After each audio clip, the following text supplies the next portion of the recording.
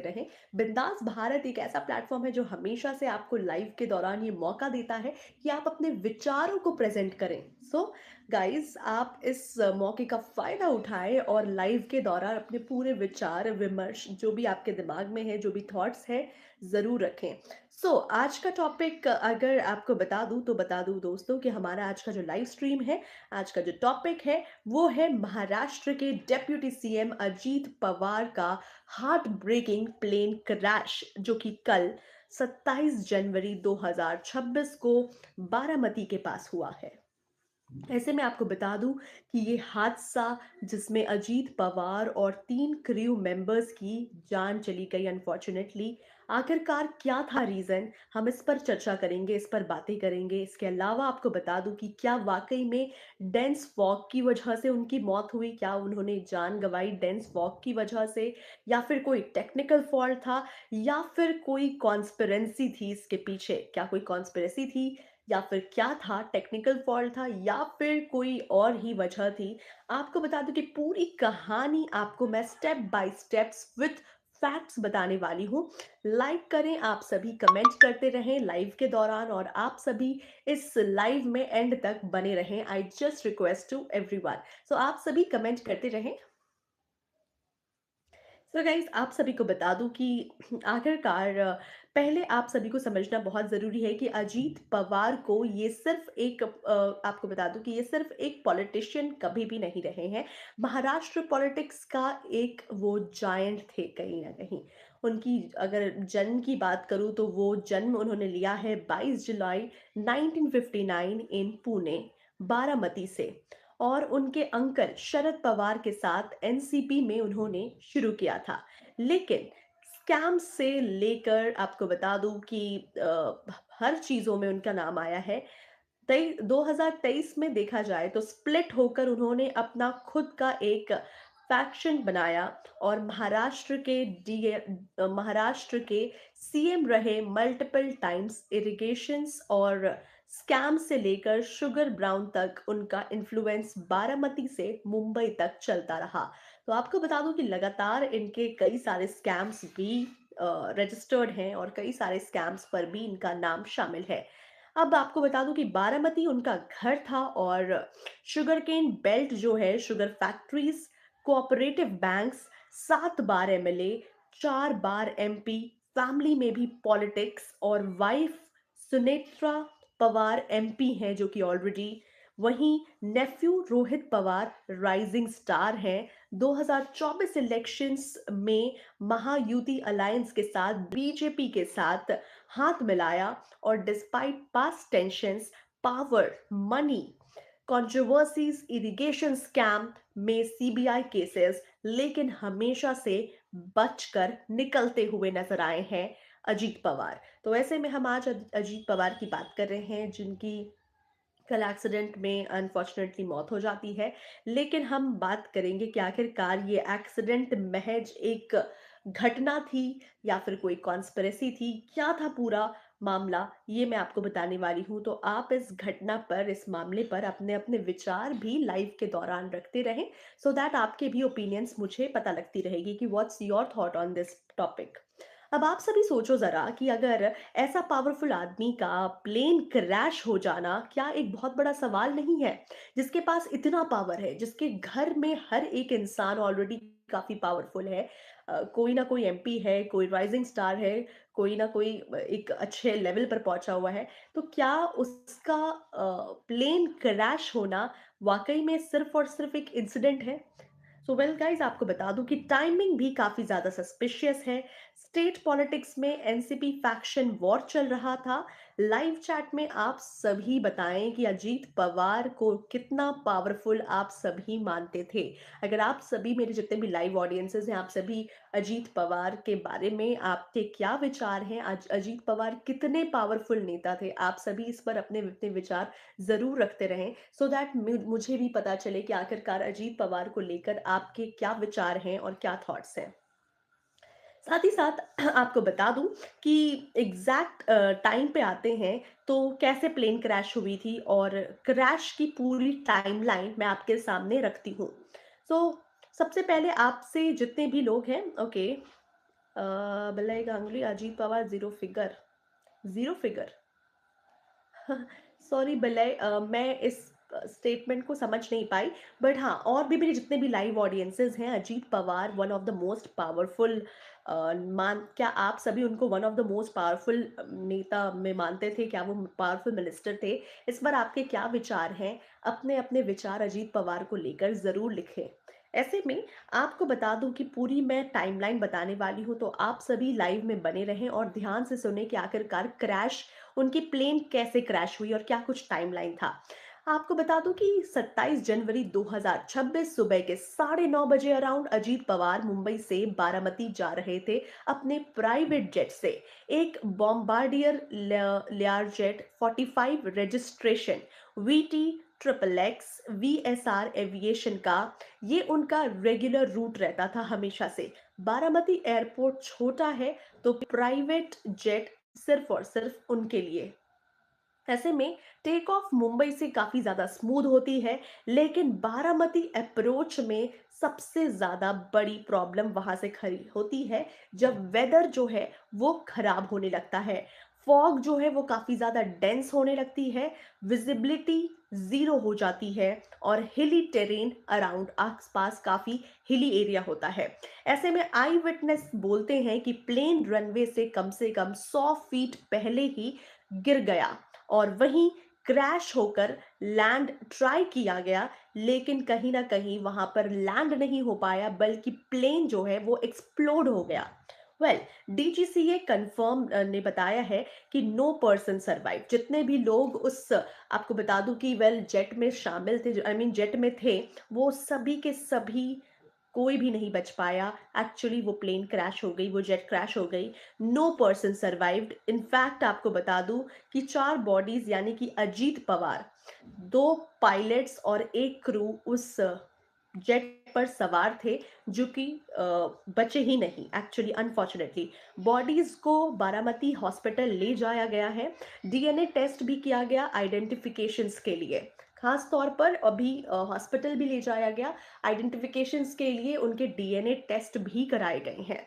वहीं आपको बता दूं कि लाइव अपडेट्स के की माने तो 10 बजे ये क्रैश की ब्रेकिंग न्यूज आई है, और ठीक 11 बजे मोदी ने ट्वीट किया है और कॉन्डोलेंस दिया है। शरद पवार अंकल जो हैं उनके वो काफी इमोशनल वीडियो शेयर करते हुए नजर आ रहे हैं। तो वहीं महाराष्ट्र बंद जैसा मॉर्निंग सामने आ रहा है। महाराष्ट्र में फिलहाल बंद का ऐलान कर दिया है। बारामती में देखा जाए तो काफी ज्यादा हलचल मची हुई है, केओस क्रिएट हुआ हुआ है, क्राउड्स, सिक्योरिटी, फ्यूनरल। आपको बता दूं कि आज या कल कहीं ना कहीं एक्सपेक्टेड है। पॉलिटिक्स जो है वो बहुत बुरी तरीके से शुरू हो चुकी है इनके डेथ पर। विजुअल्स आप सभी को बता दूं कि स्क्रीन मतलब बहुत आपने देखी ही होगी, डेफिनेटली आपने अपने मोबाइल फोन पर या टीवी स्क्रीन पर डेफिनेटली इस घटना के विजुअल्स देखे होंगे। पर map of Baramati airport plane pic जो टाइमलाइन ग्राफिक है, वो क्या लगता है, ये एक्सीडेंट था या फिर कोई टारगेट?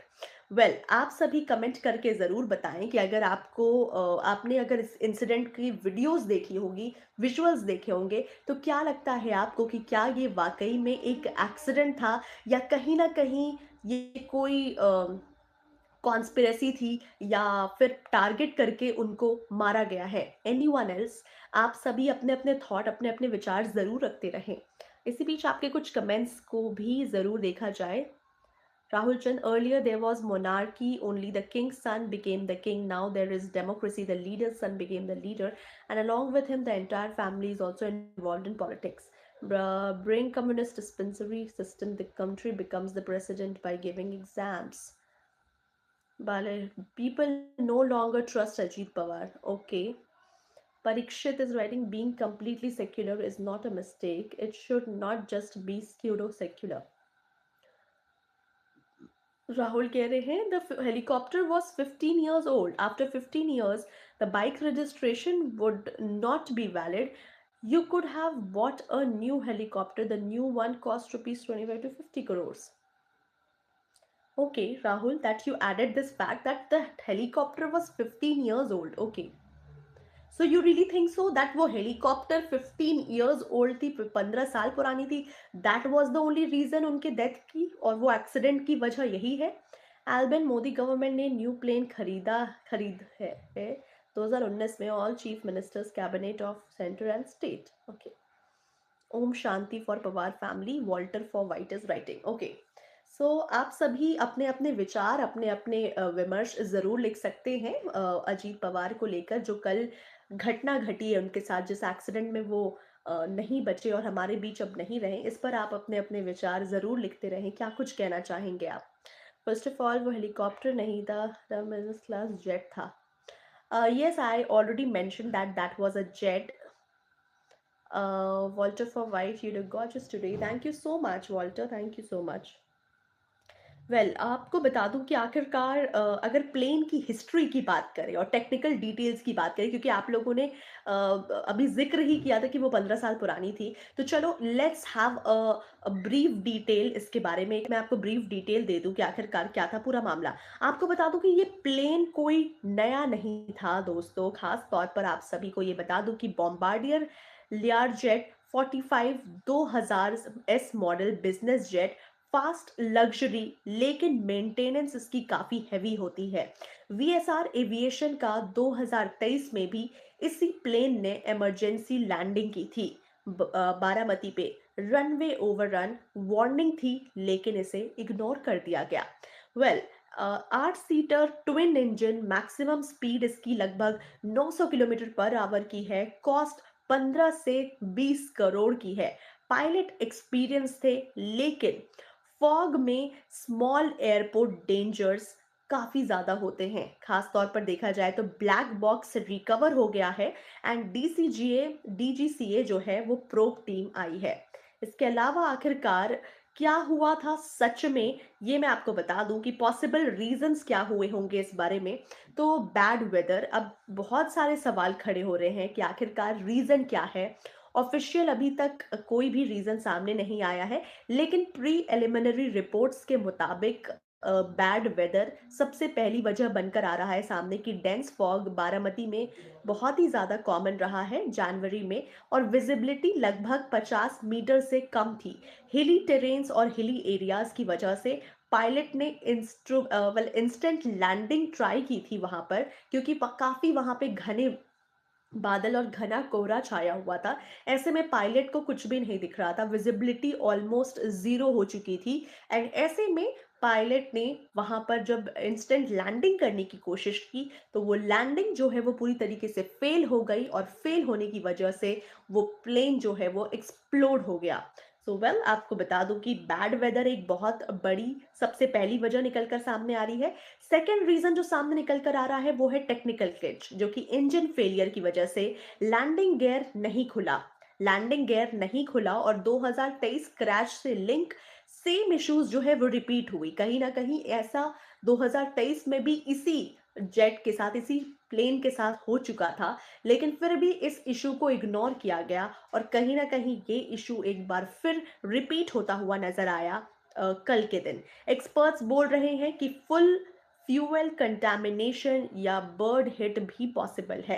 कहीं ना कहीं एक्सपर्ट्स का ये भी मानना है कि फ्यूल कंटामिनेशन या फिर किसी पक्षी के हिट करने से, मारने से वो पॉसिबली कहीं ना कहीं उसने अपनी कंट्रोल खो बैठी और वहां पे लैंडिंग नहीं हो पाई। वेल सबसे तीसरी वजह जो कि लोग एज्यूम कर रहे हैं, और पॉसिबल रीजन क्या हो सकती है इस घटना की, तीसरी वजह है पायलट एरर। बहुत ही ज्यादा घना कोहरा था। फॉग में कहीं ना कहीं रॉन्ग एल्टीट्यूड पर 100 फीट का ड्रॉप आई विटनेस ने देखा है। खुद आई विटनेस ने ये बात कही है और बताई है। और ट्रेनिंग को भी चेक अभी फिलहाल जो है वो पूरी तरीके से चेक किया जा रहा है। एंड एज यू नो कि ब्लैक बॉक्स में हमेशा से क्या वजह होती है, उसकी वजह का पता लग जाता है। तो ब्लैक बॉक्स को भी निकाल लिया गया है, और अब पता लगाने की कोशिश कर रहे हैं कि एक्चुअल वजह क्या थी। लेकिन पॉसिबली जो वजह थी वो मैंने आपके सामने रखी, कि या तो बैड वेदर, या तो टेक्निकल ग्लिच, या फिर पायलट की गलती। इन तीन वजहों की वजह से बेसिकली वो प्लेन क्रैश हुआ, एंड अनफॉर्चुनेटली अजीत पवार हमारे बीच नहीं रहे। आप सभी को बता दूं कि सैबोटेज थ्योरीज जो सोशल मीडिया पे conspiracy, political rivals, NCP splits, sugar mafia enemies, fuel tampering, लेकिन अभी भी कोई प्रूफ नहीं है। लगातार लोग सोशल मीडिया पे ये कह रहे हैं कि माइट बी पॉसिबल ये किसी तरीके का एक्सीडेंट नहीं बल्कि ये मास्टरमाइंड प्लान हो। कहीं ना कहीं प्लान बनाकर उनको हिट करने की कोशिश की गई, उन्हें मारने की कोशिश की गई। बट अभी तक इस पर कोई प्रूफ नहीं है। फिलहाल ये सोशल मीडिया पर बस बातें और अफवाहें ही चल रही है, तो इस पर आप सभी विश्वास ना करें। आप सभी को बता दूं कि इन्वेस्टिगेशन में सीबीआई या एनआईए फिलहाल आ सकती है। हाई प्रोफाइल केस होने की वजह से सीबीआई और एनआईए का आना तो इसमें डेफिनेटली बनता है। अब सीबीआई और एनआईए के इन्वेस्टिगेशंस के बाद ही क्लियर आउट हो पाएगा एग्जैक्टली कि आखिरकार क्या मुख्य वजह हुई है इस प्लेन क्रैश की।